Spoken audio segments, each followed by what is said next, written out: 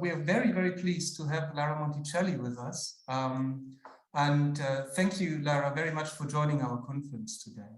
Lara is Assistant Professor and Marie Sklodowska-Curie Fellow in the Department of Management, Politics and Philosophy at the Copenhagen Business School.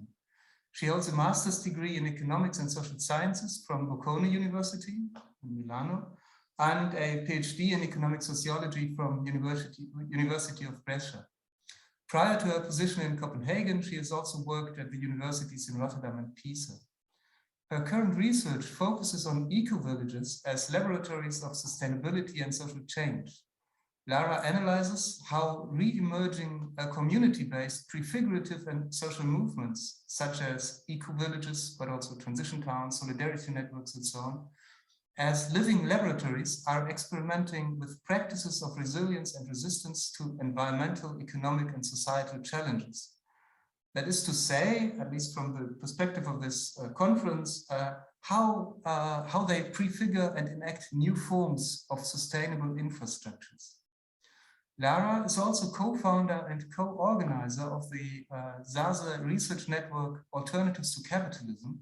And I guess this is where we first met a couple of years ago.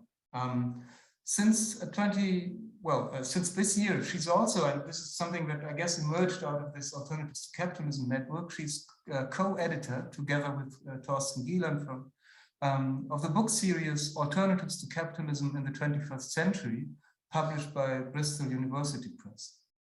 Among her various publications, please allow me just to highlight one paper that was published only a week ago in Thesis 11 on the necessity of prefigurative politics. And if you're interested, she has a great webpage. You just have to look at Lara Monticelli's personal homepage, and you'll find plenty of information on the different topics she's working on. Lara, we're glad to have you here, and the floor is yours. Thank you so much. Thanks. Many thanks, Philip, for this kind introduction.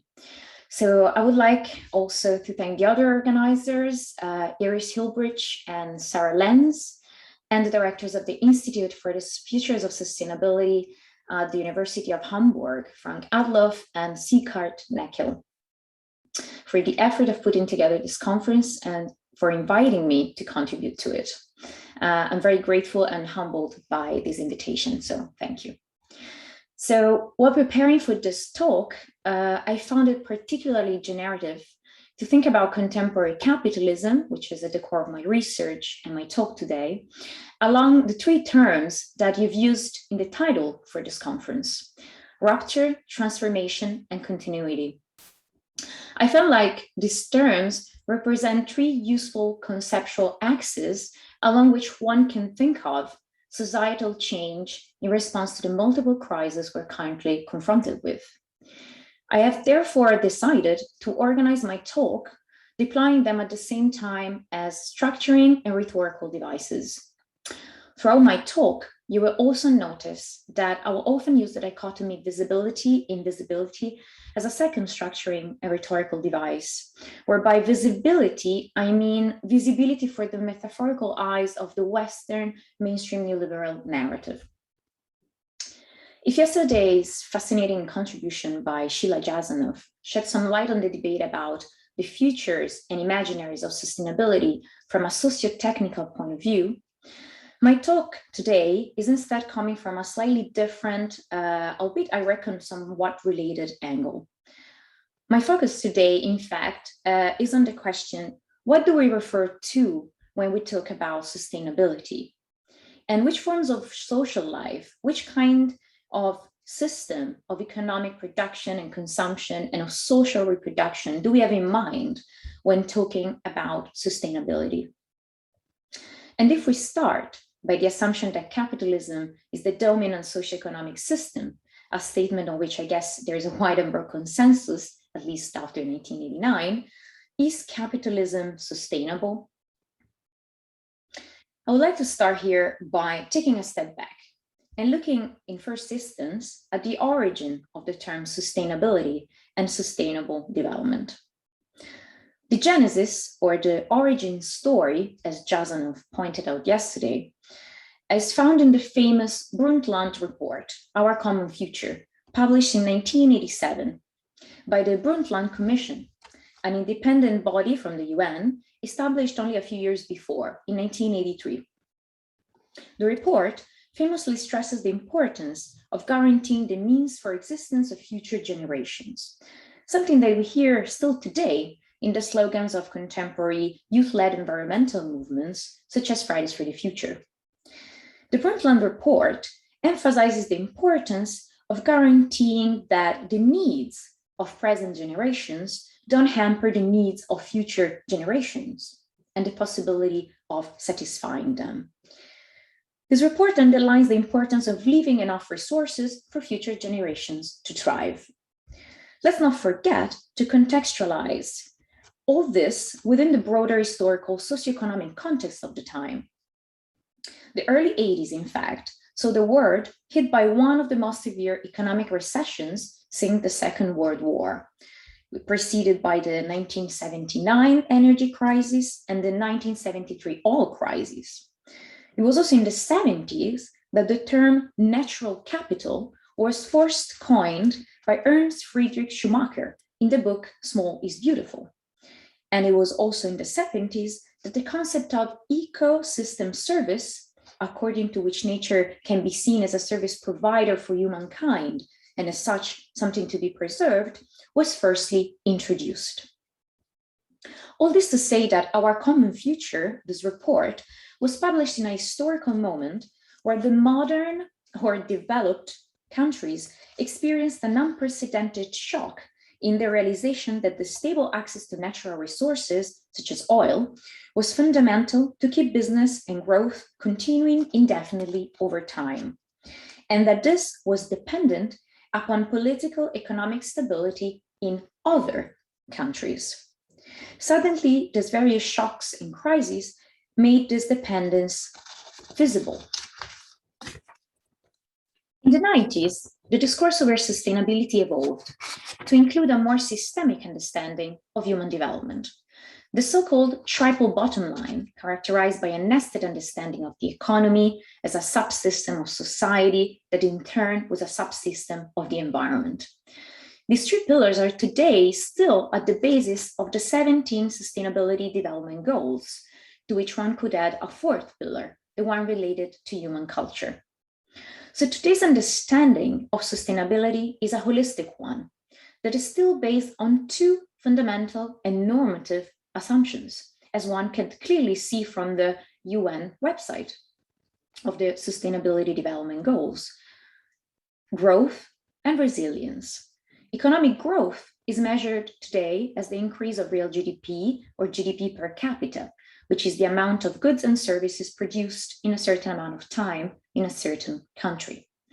Resilience, instead, is defined as the capacity of an ecosystem or a community to respond to a perturbation or distance or disturbance by resisting damage and recovering quickly. These advances in terms of governance, language, and policy were accompanied by scientific advances in the measurement, valorization, quantification of the human impact on planetary ecosystems. In fact, we also seen in the 90s concepts like planetary boundaries, ecological footprint, and Earth carrying capacity becoming popular and deployed.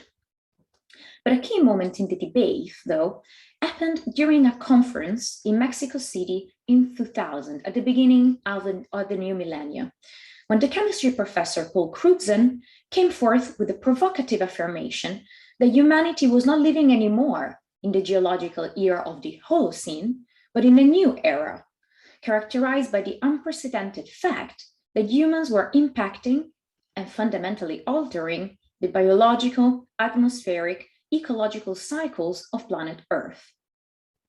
He called this era Anthropocene.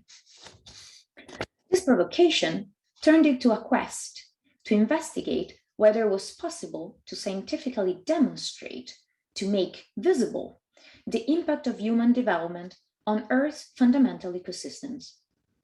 In the effort of doing so, the International Geosphere and Biosphere Program, also known as the IGBP, led by Professor Will Steffen, gathered an enormous amount of data on both socioeconomic trends and Earth systems in the last 400 years. The data made strikingly clear that since the 50s, the planet and human society inhabiting it were witnessing what Professor Steffen called a great acceleration, which means that an unprecedented rise in global economic growth, measured as GDP, accompanied by an unprecedented rise in emission of carbon dioxide, surface temperature, and loss in tropical forest and marine and terrestrial biodiversity. Note the fact that the scientists called the rise from the 50s in all these data the Great Acceleration as a tribute to Karl Polanyi's book, The Great Transformation, published in 1944. In the words of Professor Steffen, these major changes were, and I quote, largely related to the global economic system, end of quote. Note that this global economic system remains vaguely defined and unnamed. This passage, in all its simplicity, and one could say even in its self-evidence, marks something crucially important. In the words of Bruno Latour, it marks the passage from a scientific debate to an anthropological, and I would add, political debate. Again, this data and all the amounts of data that have been gathered since then, not only by the IGBP, but also by other groups of researchers, have made visible the interdependency between capitalism, climate change, and environmental destruction.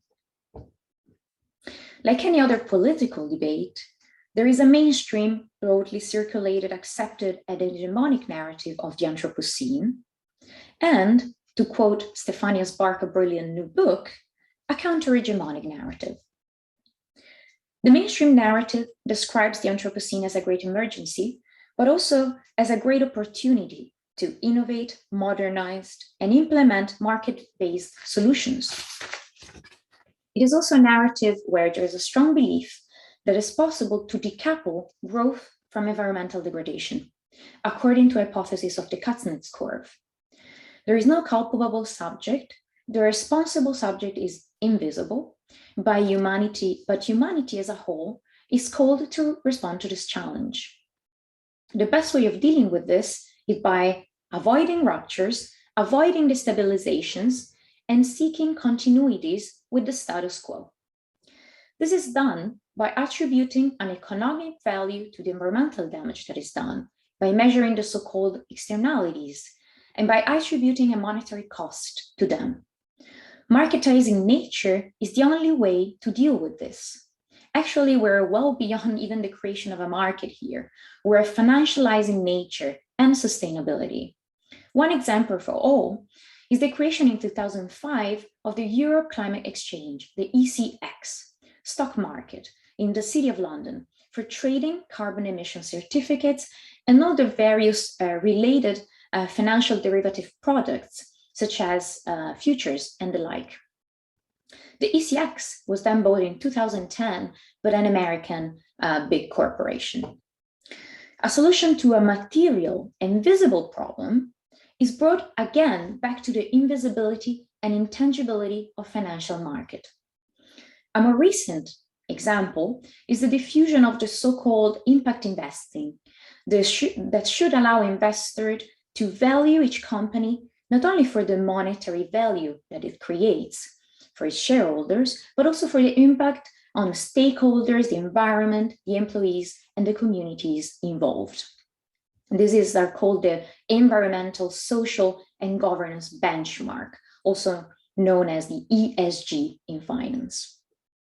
So this new critical orthodoxy, and here I'm quoting Ulrich Brand and Marcus Wissen, for which it is not only possible but desirable to switch to a greener, more sustainable and conscious capitalism. So this new critical orthodoxy doesn't challenge the imperial mode of living of Western societies. On the contrary, it focuses on enabling the continuity of their socioeconomic infrastructures while keeping invisible the exploitation, degradation, and destruction that is required for this very continuation.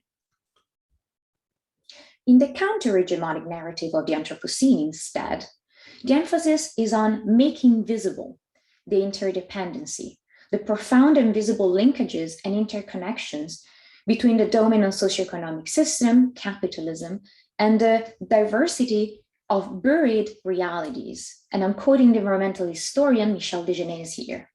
All these buried realities that enable the existence of capitalism. This counter-hegemonic narrative wants to make visible the fact that one subgroup of humanity has been living in debt with nature for a very long time, at the detriment of another very large subgroup of humanity. A recent report published by Oxfam on carbon inequality shows that, for instance, the richest 10% of global population contributed in the last 15 years to the 52% of global emissions of CO2. Jason Moore and Andreas Malm have suggested a more precise term that could replace Anthropocene, Capitalism. Moore also underlines that capitalism is deeply imbricated in the web of life of the planet we live in, the planet we depend upon as a human species. In the word ecology view of Jason Moore, capitalism is dependent upon the exploitation not only of nature, but also on the exploitation perpetrated by human beings on other human beings through colonialism, imperialism, and patriarchy. The counter-hegemonic narrative of the Anthropocene is then a narrative of rupture. Rupture not only of natural ecosystems and cycles, but also material and immaterial infrastructures. It is a narrative of rupture points of non-return. A study published in 2013 by some researchers at the University of California, Berkeley, has underlined the connection between variations in temperatures and rainfalls and the risk of violent conflicts deriving from droughts, famines, lack of shelter, and natural resources and migrations.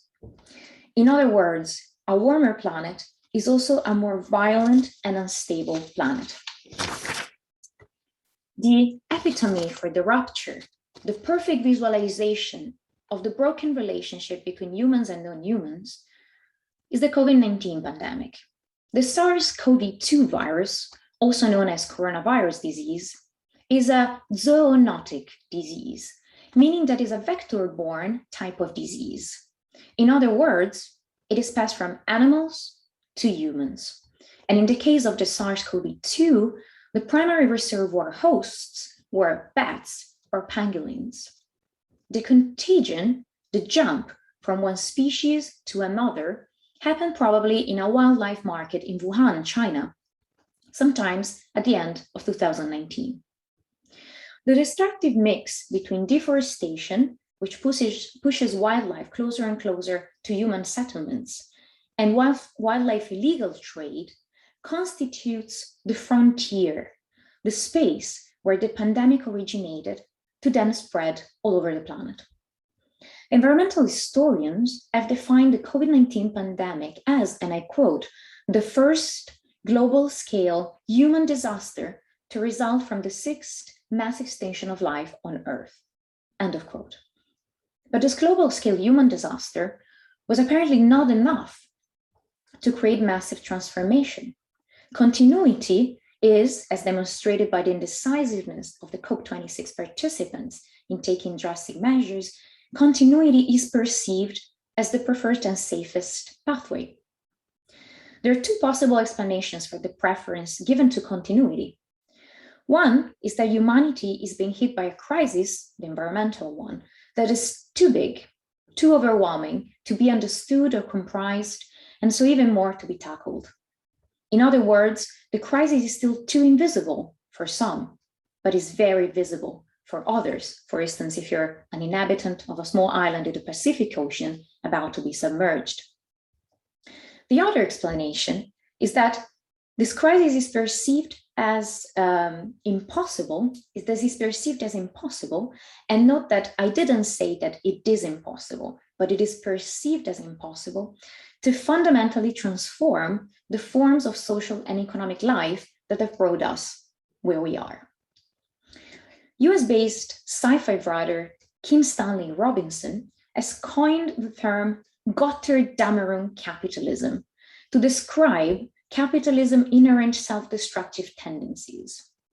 As maybe some of you know, Götterdämmerung is the last in Wagner's cycle of music, dramas, The Ring or the Nibelung, where a war amongst gods ultimately causes not only their death, but the apocalypse and the end of the world.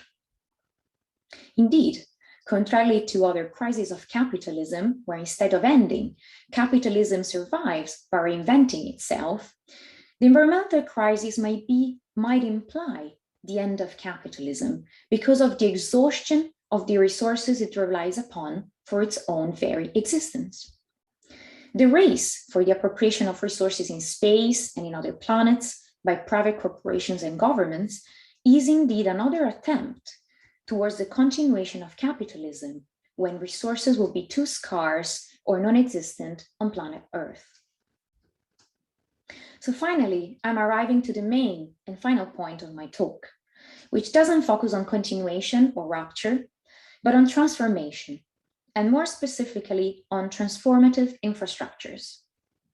Transformation entails going beyond, across, over something. Infrastructure is the means with which one accomplishes this crossing, and it comes from two Latin words.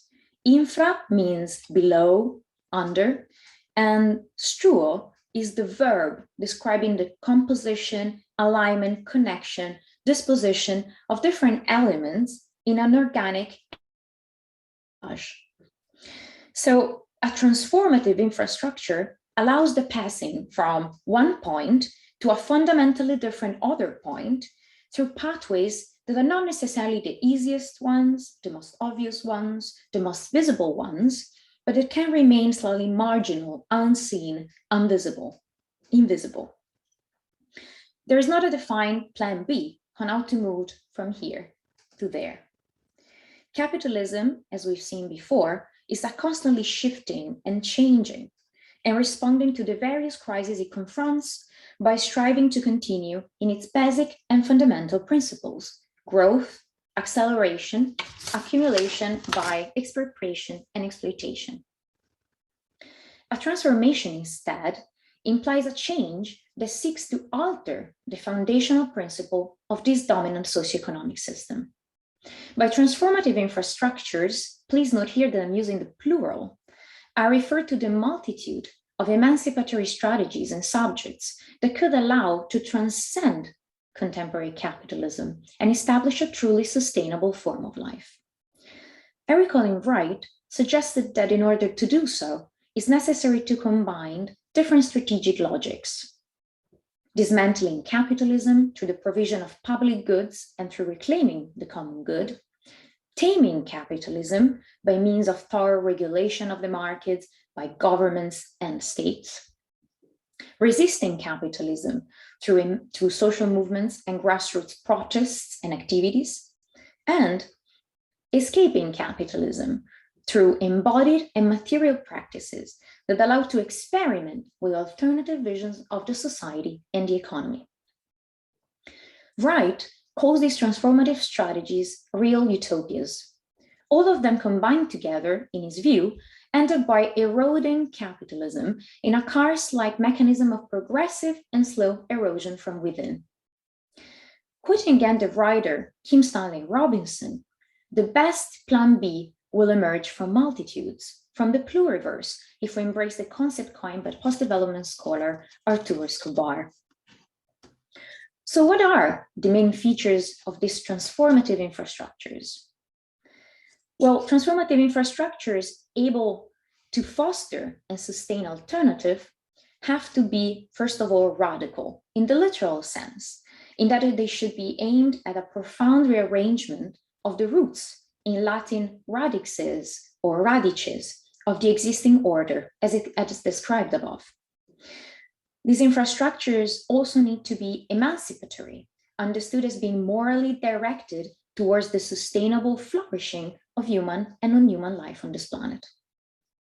To safeguard all of life on this planet, though, is also necessary to acknowledge the profound interdependence and interconnectedness between the global North and the global South at the economic, political, and ecological level. In this vein, feminist scholar Sarah Motta has called for an epistemological decolonization of the 20th century critique, encouraging its opening to, and I quote, multiple knowledges, multiple subjects of knowing, and multiple practices of creating knowledge. This means recognizing that the vast majority of knowledges deployed by contemporary critical thinkers are rooted in the European and North American tradition of critical thinking. This results in an almost unconscious and constant focus on the knowledges, subjects, and practices stemming from this part of the world. A greater awareness of this must lead, on one side, to the examination of different knowledges, as Motta calls them, and on the other, to a better acknowledgement of the dynamics and asymmetries of power between the global North and the global South. Thus, a third feature of these transformative infrastructures is that they be decolonized. And by decolonized, I mean not only decolonized from the supremacy of Western-centric thought, but also from the several normativities that these generate concerning the spheres of social reproduction, values, and visions of what the good life is. In sum, a transformative infrastructure should be ideally radical, emancipatory, and decolonized. While I'll acknowledge and very much agree with Eric Olin Wright about the importance of a joint strategy, I've always been fascinated by the role of imagination and experimentation, because it allows to achieve what utopian scholar Tom Moylan calls moments of cognitive estrangement, some kind of Gestalt shift, a aha moment at the social and psychological level. Estrangement from what we're used to or from what we've been told is possible or not, from what it's allowed or not, from what is socially acceptable or not. If we embrace the definition given by social theorist Cole and Ferrarese that capitalism is an ossified configuration of human life, something that is stuck there for a long time, is ossified, then experimentation allows us to break with the comfort of the familiar.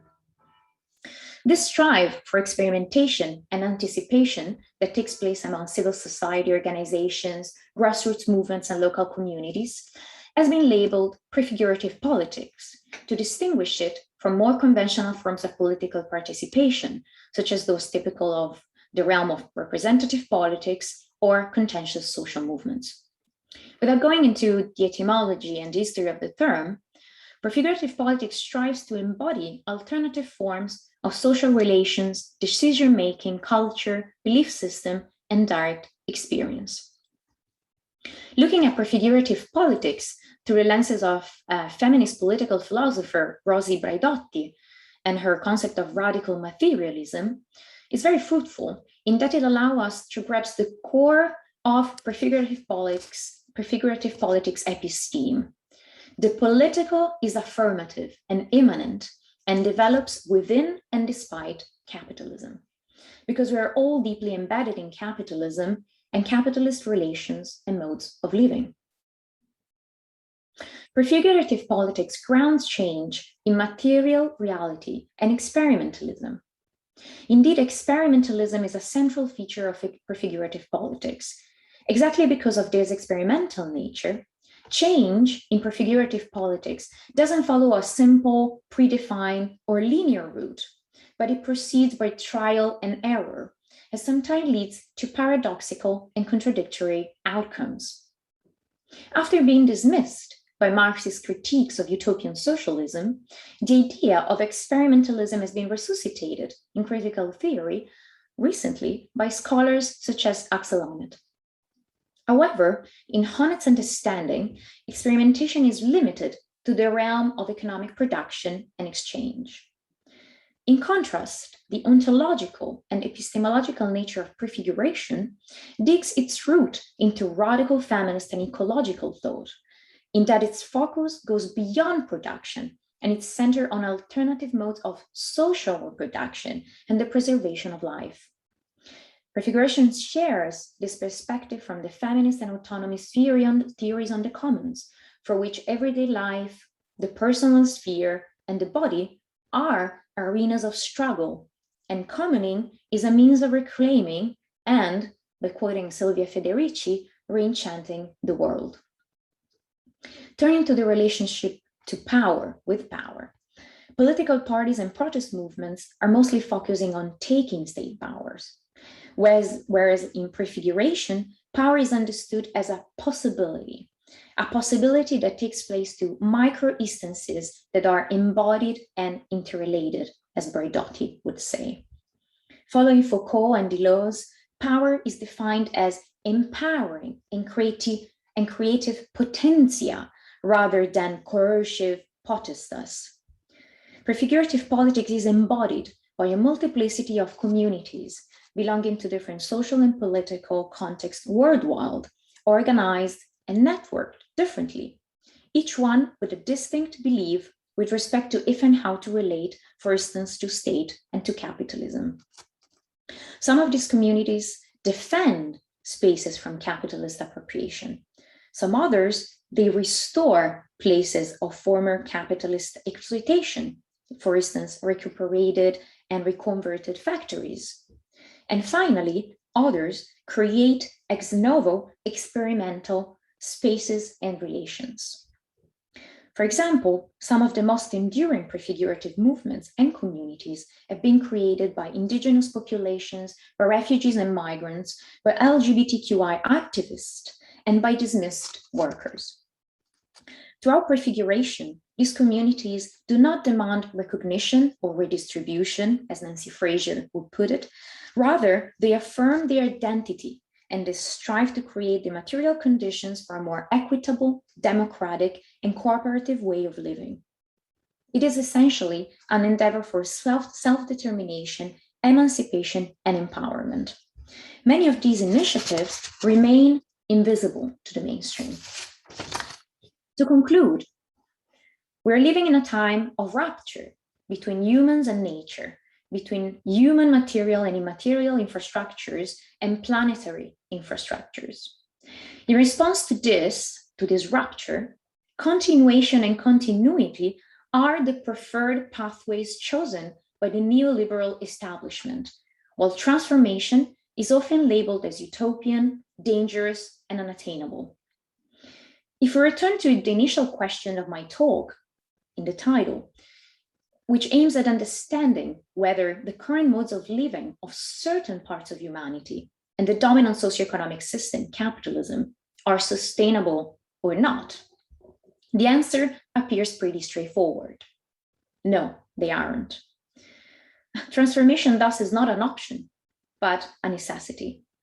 The path from here to there is far from being clear, and so are the strategies to get there.